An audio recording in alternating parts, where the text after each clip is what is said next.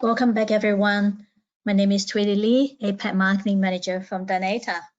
Dynata is one of the world's largest first-party data and insight platforms.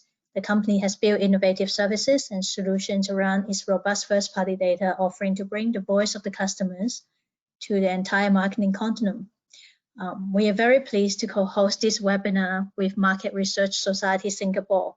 The goal of this webinar is to help businesses to adapt and build resilience in the changing world so you can navigate and manage branding effectively during these times. Now I will hand over to Dinesh, Marketing Lead from MRSS, to give us a brief introduction on the organization and today's webinar. Dinesh, over to you. Hello everyone, this is Dinesh, Marketing Lead for MRSS. Along with me, we have Manisha Dixit, who's our event lead. So today's session is on the topic of how COVID-19 will shape future of brands. And we talked a bit more about this yesterday, but just going to repeat some of the logistics that it'll run for 50 minutes. After the speaker section, we'll have Manisha, who's going to take questions towards the end. If you have some questions along the way, you can always chat it in the chat box in the control panel, and we'll try to take them as many as possible, or otherwise we'll get back to you separately after the webinar. In case you face any technical difficulties, please let us know in the chat session as well.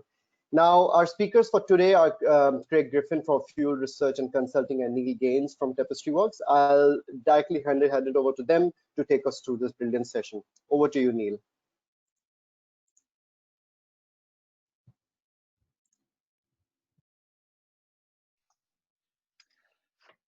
Good afternoon, everyone. Thanks for joining. Craig and I would like to share with you some work we've been doing on the impact of COVID-19 and especially how it's going to impact brands moving forward into the future. Of course, COVID's had a huge impact all around the world. Sometimes it's difficult to appreciate just how large that impact is, I think, and without trivializing it, for some of us, it's probably been an inconvenience, albeit a fairly big inconvenience.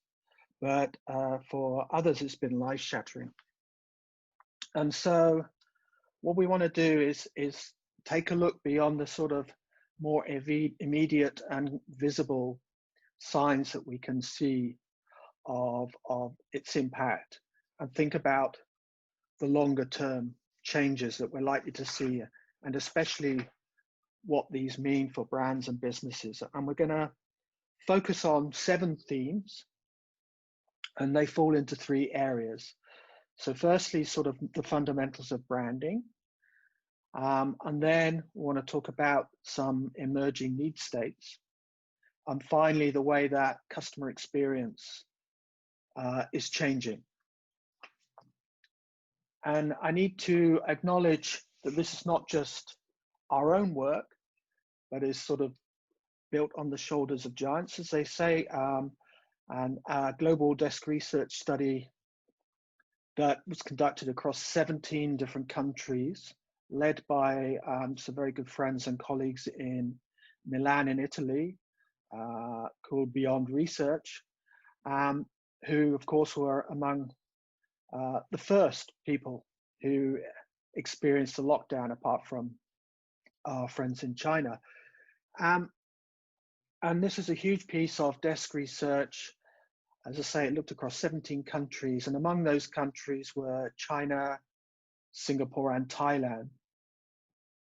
So in today's presentation, we'll focus on Asia and those key 3 countries, along with some additional examples from elsewhere around Asia. And let's kick off by thinking about the fundamentals of branding. And we'll start by looking at corporate responsibility and brand purpose.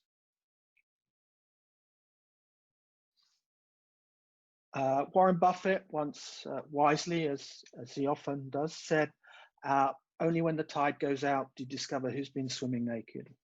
And I think COVID has really lifted the veil over many businesses and what their kind of real underlying values were. Sometimes that's been in a very good way. Many brands have really kind of stepped up to the mark in their response. In other cases, it's essentially shown that they were pretty much naked all the time. And as humans, we have this inbuilt ability to trust other people's. It's really important to our relationships. And we all instinctively dislike when we perceive someone as being unfair. To the extent that we often act against our own interests when we see that unfairness happening. And so many companies have really kind of come a cropper, should we say, during the pandemic. In Thailand, and I think in some other Asian markets, the food delivery companies came in for a little bit of a backlash on social media relatively early, because they were perceived to be price gouging and taking advantage of both the restaurants they were serving and the delivery drivers who were helping to connect those restaurants to customers. They had to react pretty quickly against that. And I know that speaking to some of my friends here in Bangkok, many people reacted to that by just simply calling restaurants directly and cutting out the middleman. And this shows that ethics do matter and integrity matters. And the Edelman Trust Barometer from earlier this year really highlights this. In the work that they've done, they see that ethical drivers are 3 times more important to the way that people evaluate trust than sort of the basic competence of getting the job done. In another study they did, once sort of lockdown was in place in several countries, they found that 1 in 3 of the people that they spoke to had recommended to a friend to stop using a company because of inappropriate behavior during COVID. And that figure rose to more than 2 in 3, as I remember, in China. So this is a really should be a big red flag for brands. Now, on the more positive side, some companies have really supported sort of both staff and stakeholders as well as their customers through what's been a very challenging time. One example in Singapore was AIA, who fairly early on in the sort of the spread of the pandemic gave free COVID coverage to all of their customers and also to all of their employees in Singapore. A great kind of preemptive move. Ctrip are a huge travel company in China, some of you will be aware of, and they really took a huge financial hit during the pandemic, but they continued to provide refunds and support their customers, their staff, and their stakeholders. And they launched a plan called the Tong Pao Plan, and I hope I pronounced that correctly. It means the Comrade Soldier plan, and what it involved was them investing more than 1 billion renminbi to provide loans and security for many of their small and medium business partners so they could continue to survive and ultimately thrive when China came out of lockdown. And I think these are really important things for brands to consider. It's an enduring lesson that brands really need to understand their core values and act on them, but act on them in ways that are consistent through time. Now's also, I think, the time as we emerge from the sort of immediate impact to reflect on those values and see if you need to adapt them to the world as it's changing now and make them as relevant as possible. And the Edelman and many other studies that I've seen have shown that transparency and authenticity are becoming more and more important, especially actually for younger consumers. And I would add to that people, when in challenging times, people really appreciate very practical help and solutions to those challenges that they have. And with that, let me hand over to Craig to talk about our next topic. Thanks very much, Neil. So our second theme is about sustainability. Now, of course, sustainability has been a hot topic now for a number of years and a key focus for businesses.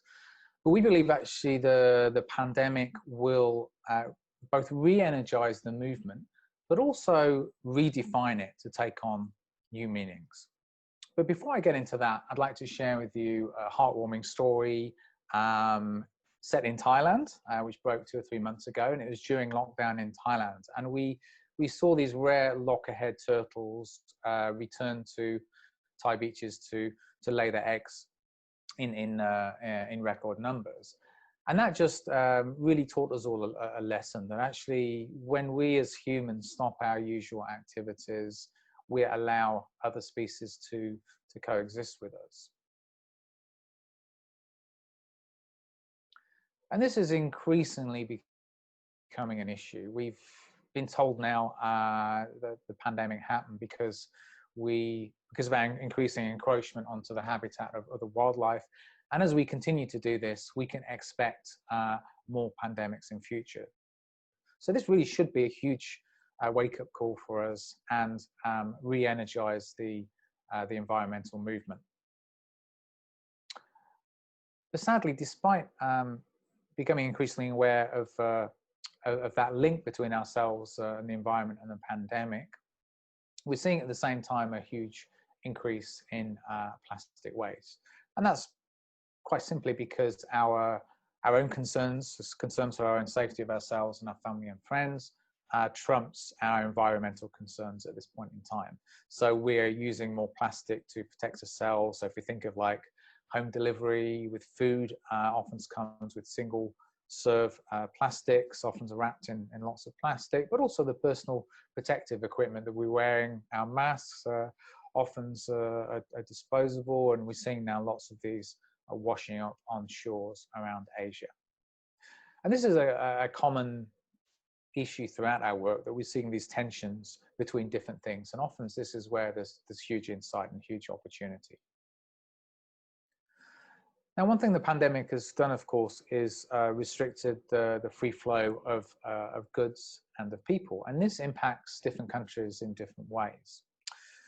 So, for example, in Singapore, which of course 90% of food is imported, so Singapore is in quite a vulnerable position when supply chains are disrupted, and this was highlighted recently. And I understand that the government there is now looking to increase the amount of food produced in Singapore through urban farm initiatives. Myanmar decided it wanted to protect its domestic manufacturers during the pandemic by putting some protection laws in place for imports.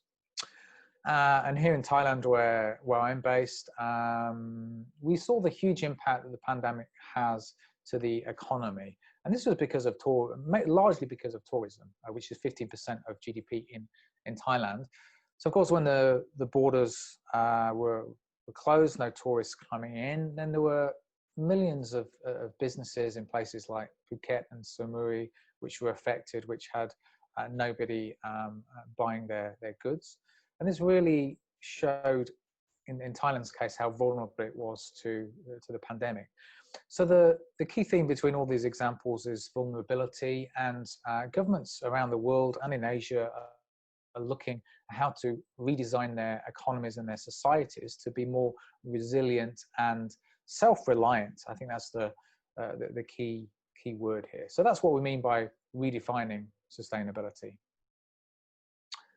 So why does this matter for brands? Well, I've just described the strong interdependency that we've seen between foreign trade and supply chain, and the move towards greater economic self-reliance in countries.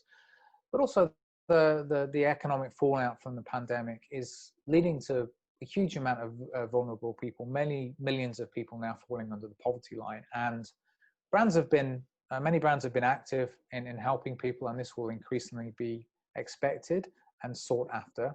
Brands that have a net positive impact to society, we think will do well. And this all lends itself towards more longer term business models based on these redefined ideas around sustainability. Our third theme is called Simple Pleasures.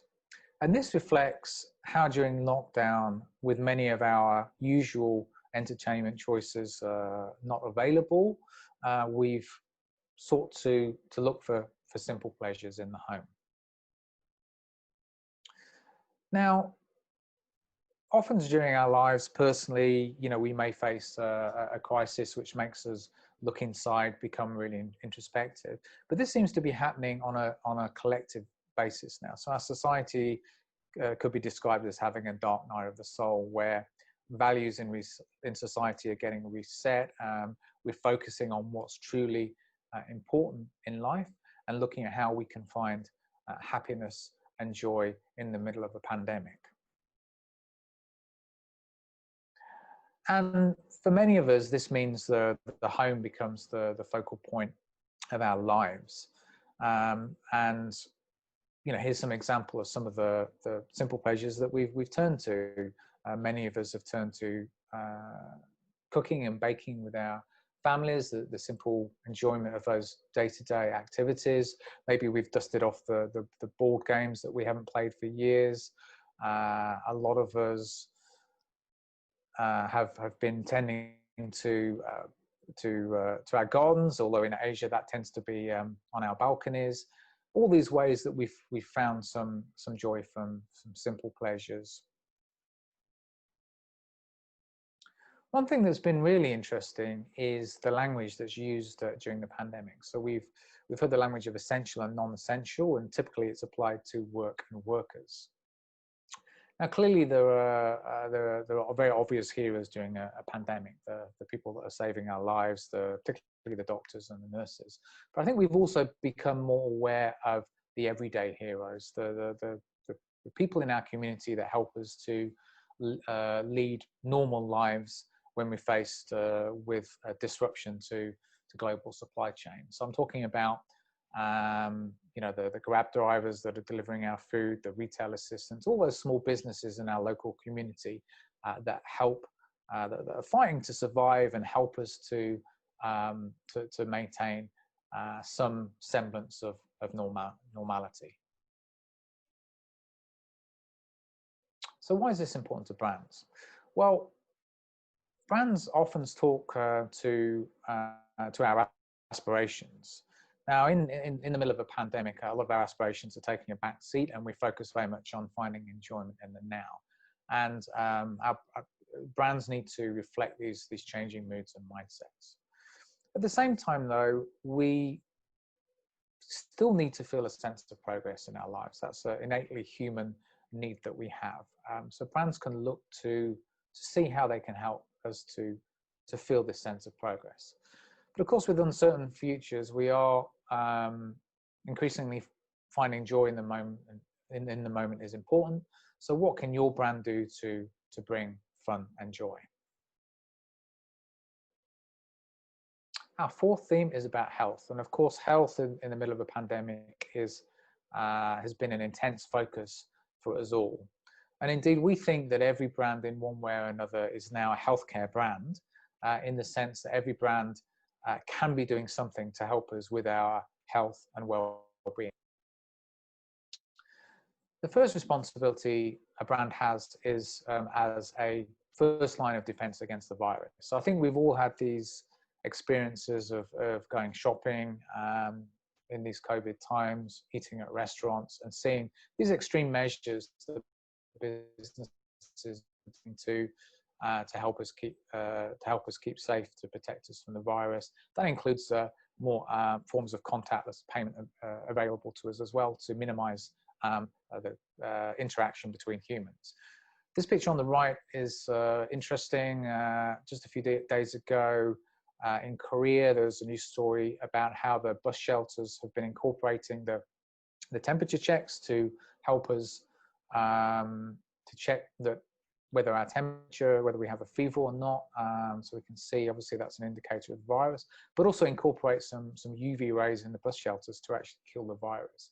So there are numerous ways that the businesses and brands are working to help to ensure our health and safety and to protect us from the virus. Now, we're all very focused on hygiene at the moment. And if you're a brand that's in certain categories, so personal care and household care are the obvious categories where hygiene is important, it's probably a good time now to be looking at changing meanings of hygiene, because certainly the pandemic is changing the expressions of hygiene. And actually we've done some research in this area for a specific client, and this is helping them to understand possible innovation opportunities moving forward, but also just to look at their communication, to check that whether it be in their packaging or their advertising, the communication is in line with these emerging meanings of hygiene. Another thing that brands can be doing is helping us with the last line of defense, and that's our underlying health and the functioning of our immune systems. And this is really important because we know that sadly those people that are dying from COVID, more than 95% have some underlying health condition, heart disease or diabetes, something like this. So there's an opportunity now for brands to help us lift our underlying health. And of course, as humans, we want to feel some sense of control to our destiny, not that we're just at the mercy of a virus. So there's a real opportunity for brands operating in certain areas such as gut health or immunity or heart health. All of those can help us feel more secure about our future. And one area that's perhaps less talked about is what we call the silent pandemic.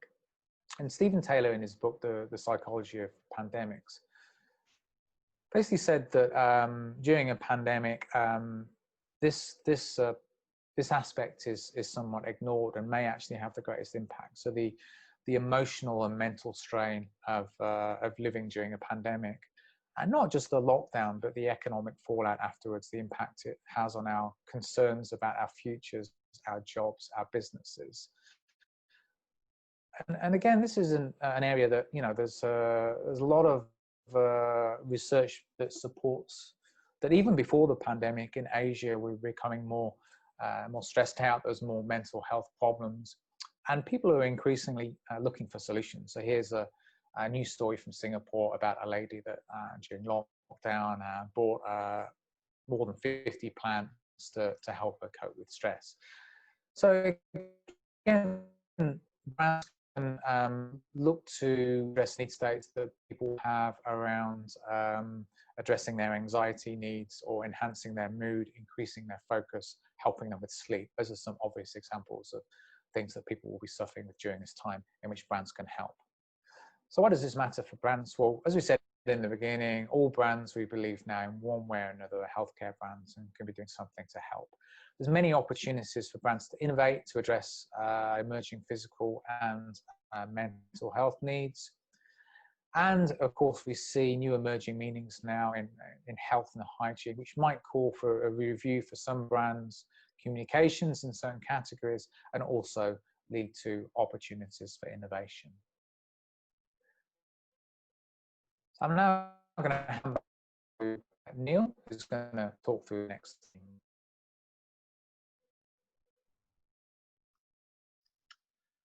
Thanks, Craig.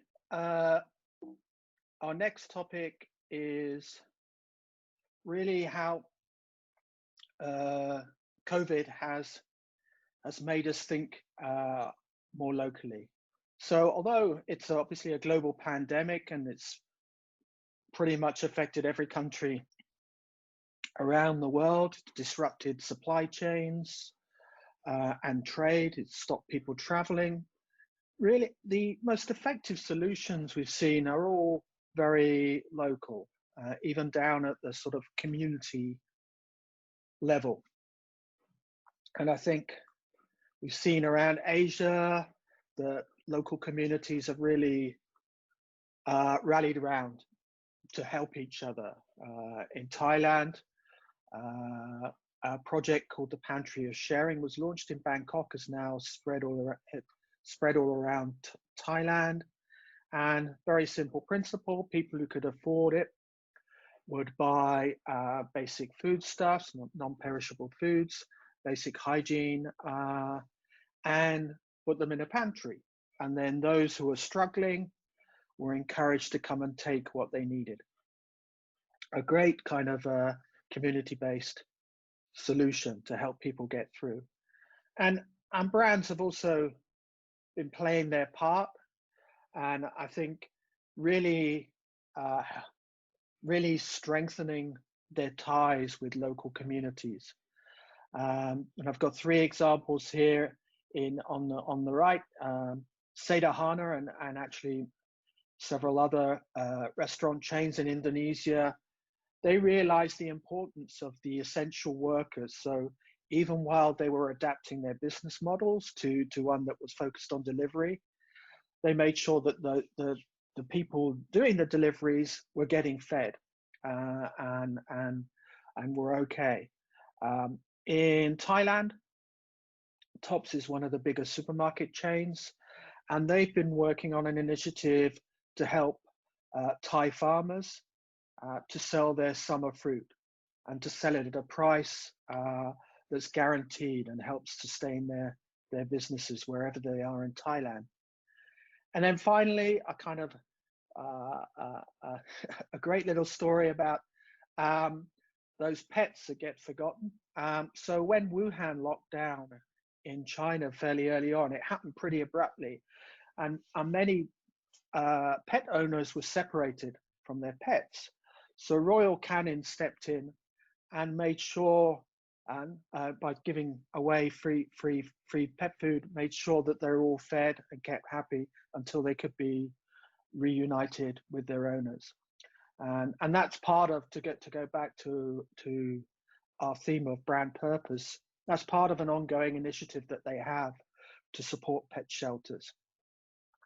So these are great examples, and Craig's going to talk more about digitalization in a minute, but we see that the way that technology is empowering e-commerce actually really helps local businesses.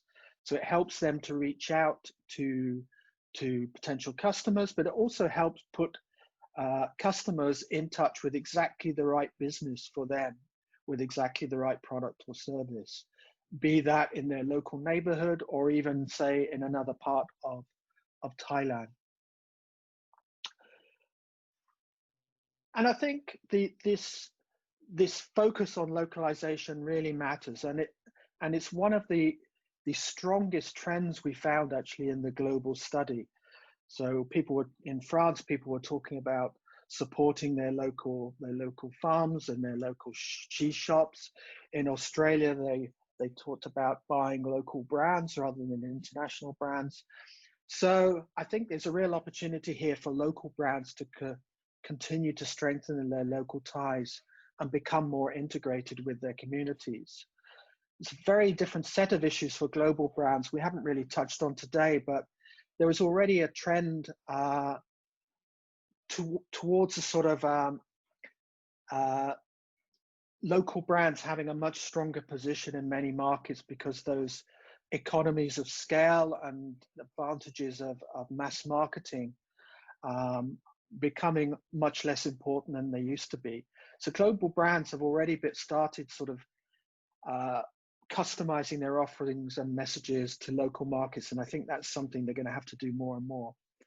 And then I think that for brands that have generated goodwill during the crisis, there's a real opportunity here to build more of a legacy.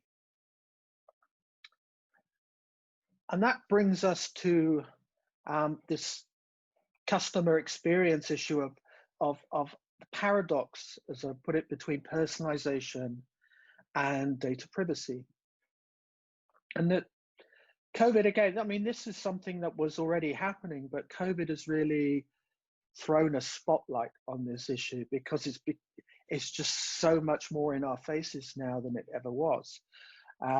Around Asia, most governments, I think, have been putting in place track and trace systems, rightfully, to try and protect us and to control the spread of the virus. But that's raising a lot of concerns. And a recent study conducted by the World Independent Network for Market Research and ISMAR shows that the levels of concern about sharing data are reaching very high levels now all around the world, but Asia being one of the highest, with 75% of people concerned about sharing their data.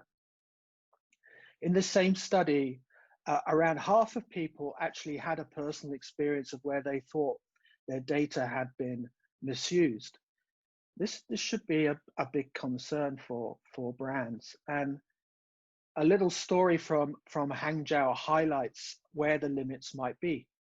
So Hangzhou, many of you might have been there. I've been very lucky to have visited a few times. It's a beautiful city, famous for its lakes, and also famous for being the home of Alibaba and some of the Chinese technology companies.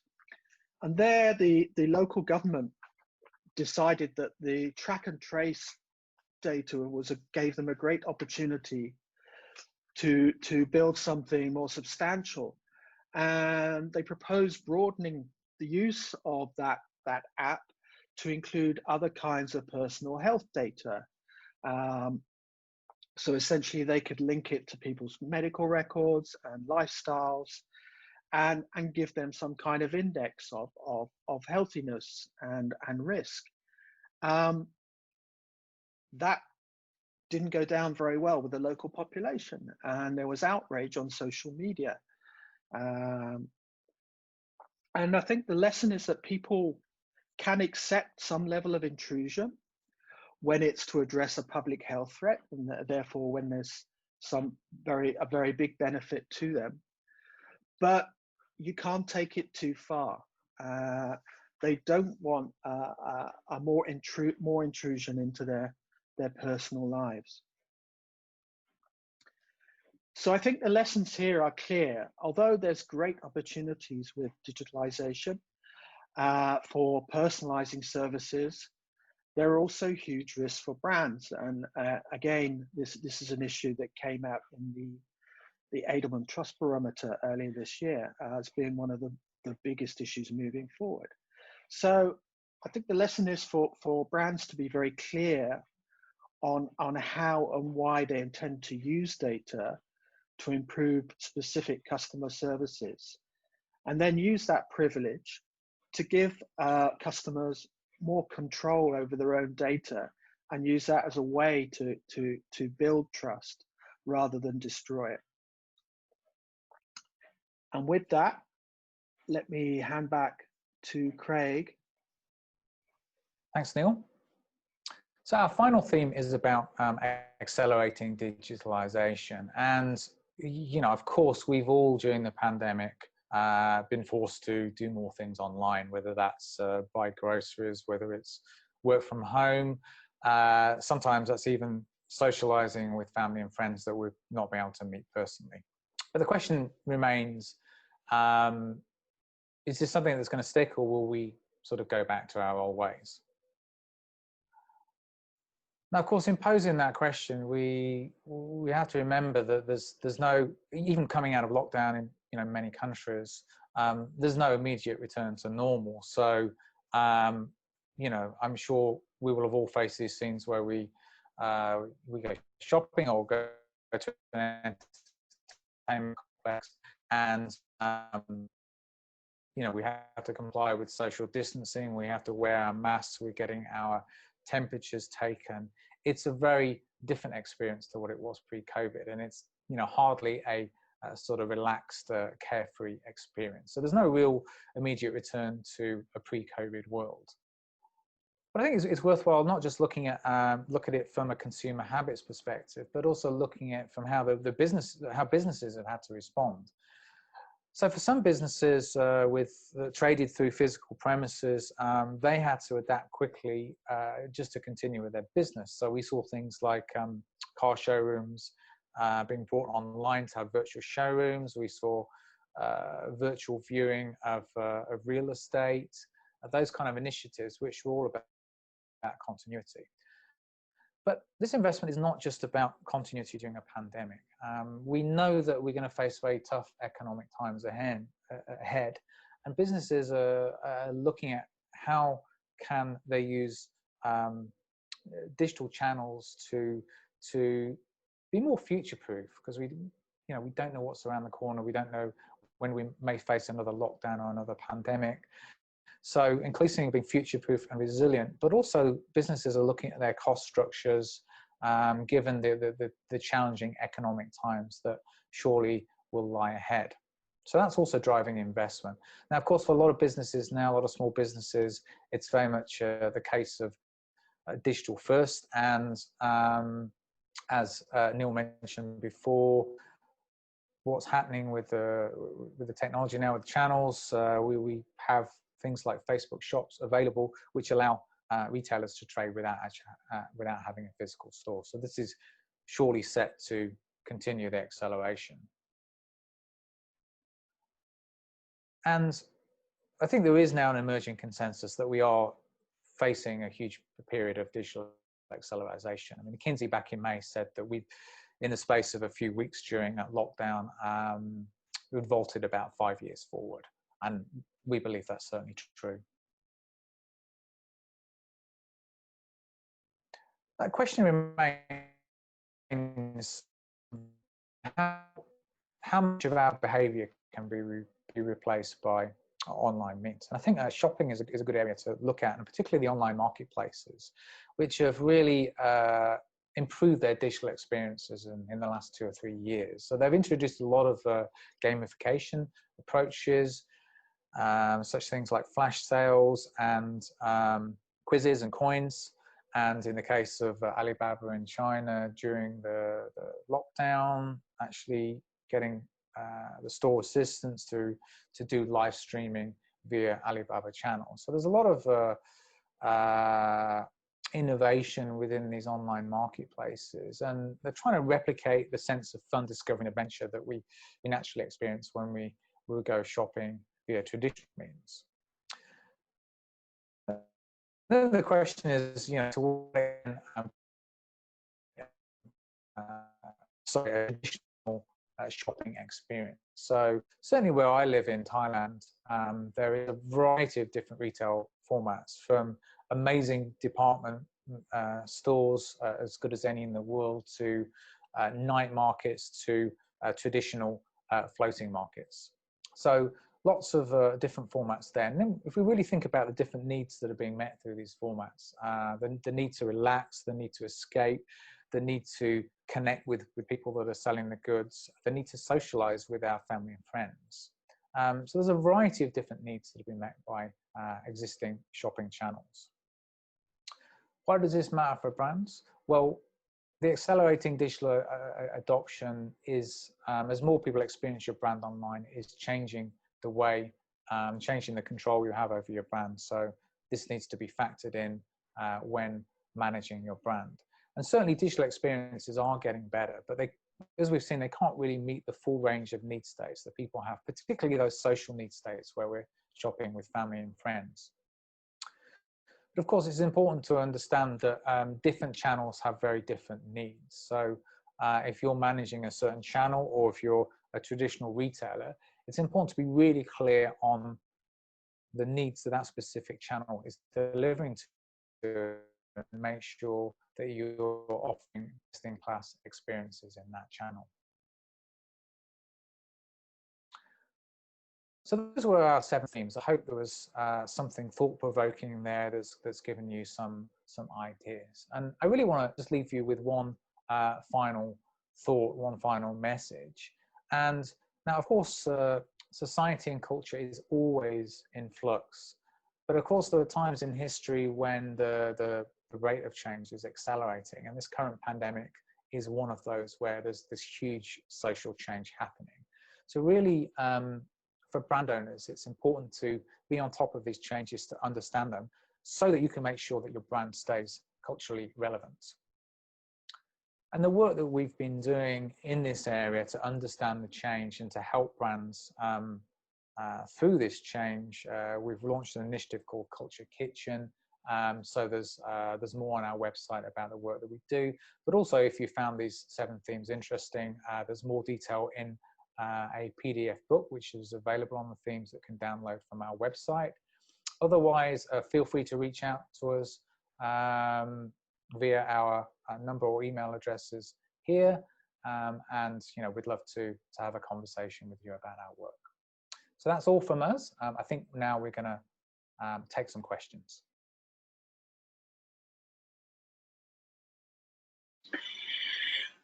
Right, Neil and Craig, thank you very much. Let's switch on our camera so everybody can see us as well.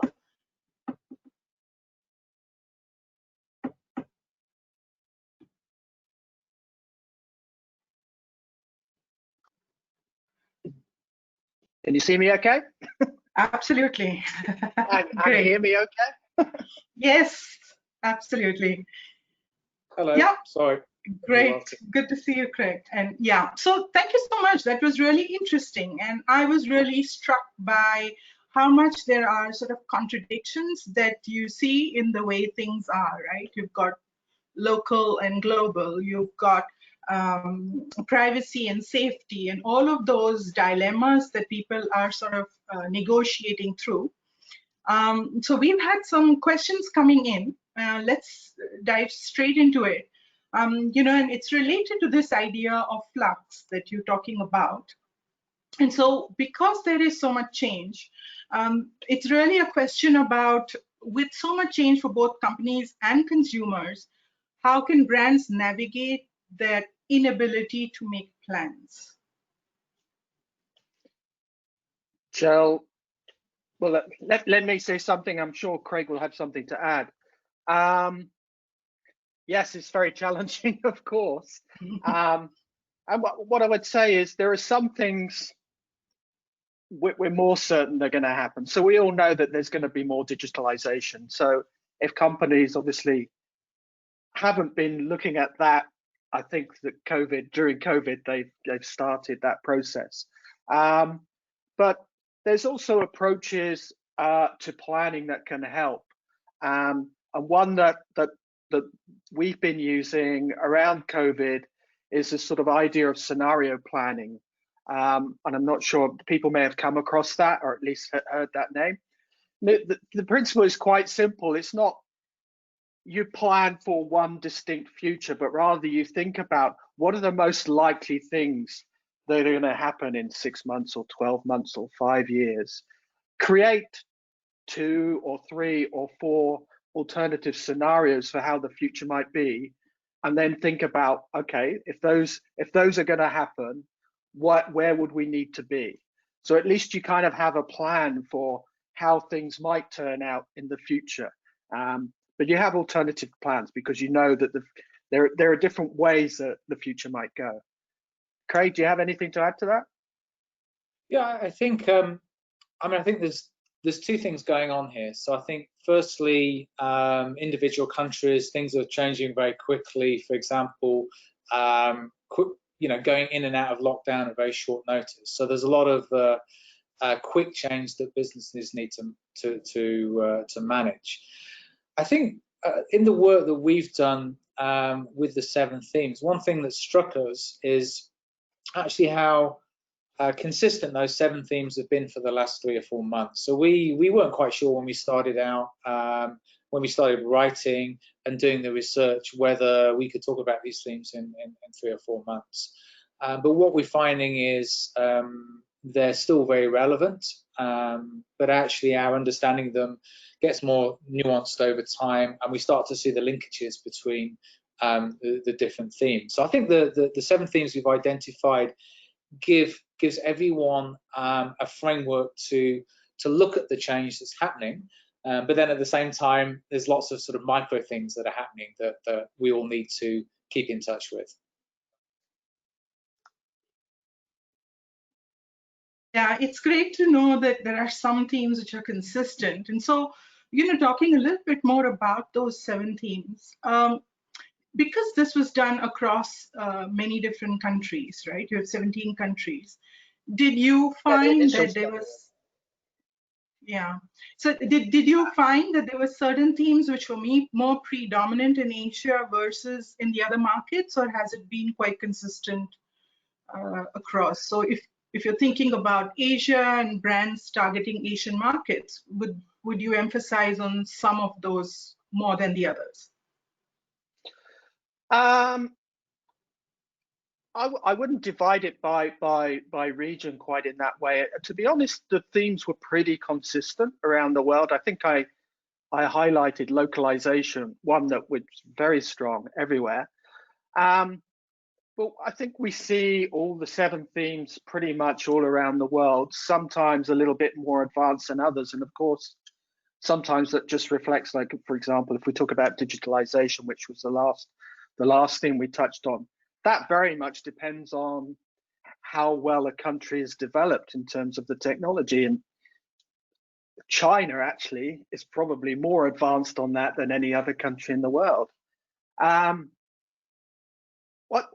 Where we found bigger differences, funnily enough, was in the responses and the consumer behavior and the way that people reacted, particularly in the initial stages of COVID, where we saw much more kind of negative sentiment and almost aggressive response to it in a lot of Western countries. And we didn't find that at all in the Asian markets. There was a much more kind of, this may be the wrong word, but sort of passive acceptance of what was happening and sort of just getting on with things. Initially, we thought that was because a lot of the Asian countries have already experienced this kind of pandemic and therefore kind of more mentally prepared in a way. But I've been doing some research in Indonesia, which is really interesting because what it's showing is that it's not so much that those negative feelings don't happen in Asia, it's that they get suppressed because of the local cultural values. So people just don't talk about them explicitly, but implicitly they're feeling them. So they're feeling that denial, they're feeling the anger, but they don't talk about it. And that maybe in the long term is an issue in terms of the silent pandemic that Craig talked about. Yeah, I think there's a real interesting theme in terms of time and the kind of impact it's going to have. Like the nature of the beast is changing, right? So yeah, and it's interesting to see how that would affect responses to it. So related to that, there's a question on, with so many of us experiencing COVID fatigue, would you recommend that brands don't explicitly connect with the COVID context? Craig, you want to? Yeah, I think that's a good question. I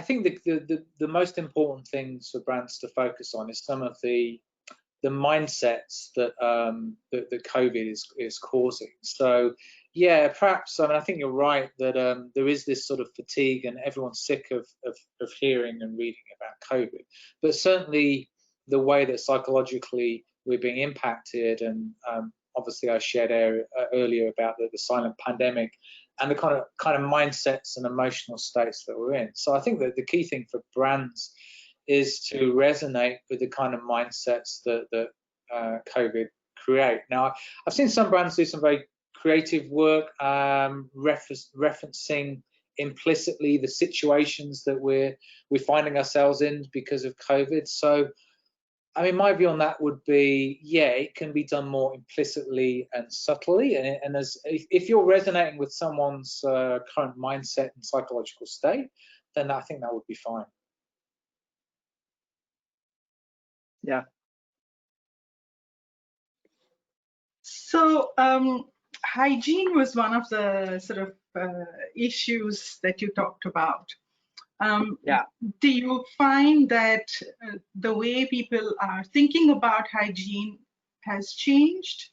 Or are there new dimensions or things that are getting more accentuated? How is that kind of shifting and changing? Well, for sure, it is shifting and changing. I mean, it just the most obvious way is become more relevant, and it's something I think people are just more aware of, and we're also more aware of different aspects of hygiene, different particular meanings, just from the fact that, as an example, we use a hand sanitizer multiple times a day, and that hand sanitizers are built around certain meanings of hygiene. So those just become much more top of our minds, and therefore shaping how we're thinking about it, and shaping potentially how brands in other categories maybe should be thinking about communicating hygiene. So yeah, absolutely. It's a cultural codes are always changing anyway, but I think again this is a period of acceleration in those trends. Craig? Yeah, I think what's interesting for me with this is the sense to which some of these new meanings are going to get kind of coded into system one. And I sort of sense intuitively, just from my own experience, when you're in an environment now, you are kind of psychologically feeling different and responding differently to a pre-COVID world. So I think as our experience with retail and restaurants and public spaces is changing, some of this really is getting coded into system one now, and I think it's going to be really interesting to see how that plays out. But it's going to have huge implications, I think, for brands and for everyone. Yeah, so look out for new hygiene factors, I guess. Yeah. Right. Well, I think hygiene's even creeping into some categories you'd never expect it, like food, as an example. Yeah. Right. There's another question about. Right. So we've had some examples in the presentation, you know, about worldwide brands, etc. Do you have any others? Let's see. Best-in-class examples of brands responding well in these COVID times. Let me think. Neil, go ahead if you can. If you've got something on. Well, I mean, there are the obvious ones that sort of switched their production to making hand sanitizer or making face masks, or fashion brands and alcohol brands.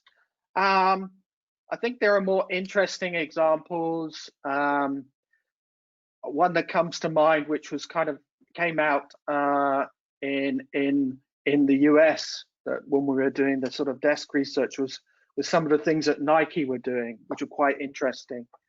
They changed their messaging to just do it at home, but they were kind of like they were promoting an app which they developed, gave it away for free, basically told people how to translate their usual exercise routine into something that they could do at home, even in a sort of small living room.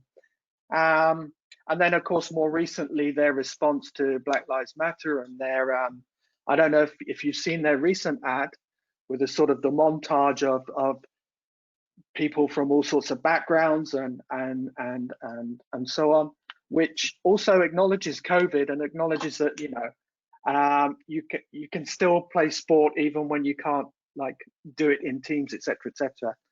So they've been quite, I think, quite good in the way they've responded, in a way that makes COVID normal, talks about it, but talks about how they can still do the things that they associate with the Nike brand, even in a sort of different world. Some of the alcohol brands have been quite interesting as well. Personally, I love the Guinness ads when they're, you know, they have that iconic, the black drink with the white top, and then there's one image they made where the white top was a white sofa, and it was just like, yeah, you can still enjoy the drink, but in your own home, etc., etc. So there's a couple that come to my mind. Craig, you got any to add to that? Well, I was just thinking through, as I was thinking through the examples, I think there's two broad categories. One category is those brands that have kind of followed the template of show, not tell. So they're really, I'm just trying to think of examples now which are falling short, but I think there's several companies that have actually really gone out to either help their employees or help their customers. Neil gave one example in his presentation of insurance situation, the C-Trip travel company, where they've really sought to help people. So there's a sort of show not tell philosophy. So the companies that have followed that tend to have got a lot of positive feedback on social media. And then there's just been clever creative work, again, which Neil referenced there. I remember seeing clever creative work from Burger King, which was about how to make your own Whopper at home. Budweiser, I think they resurrected their old What's Up campaign to connect it to this idea that we've been isolated. It's a good time to, you know, to catch up with people. So there's sort of two camps, I think, that you know, of clever work that I've seen, sort of clever creative work, Yeah. and then the brands that have really looked at purpose and thought about what are we here for, and not, you know, not try to just be empathetic, but really try to do some good. And those are the two sort of categories that either people are responding to well at this point in time. Yeah, I think it's interesting because it's a learning process for everybody. Everyone's kind of experiencing this for the first time, and you know, learning as they go. So we are out of time. It's been interesting. We've heard quite a few themes related to time, scenario planning, empathy. So it's been great talking to you guys and listening to your presentation. So thank you so much for that. And also thank you to the audience for participating and being active in this. We will be sending the recordings of the session and also your free ebook after this. So look out for that. And we look forward to seeing everyone again on the next MRSS webinar. Right, so thanks again, guys. Okay. Thank you very much. Thanks to everyone. Thanks, everyone. Enjoy the rest of the day. Bye. Bye.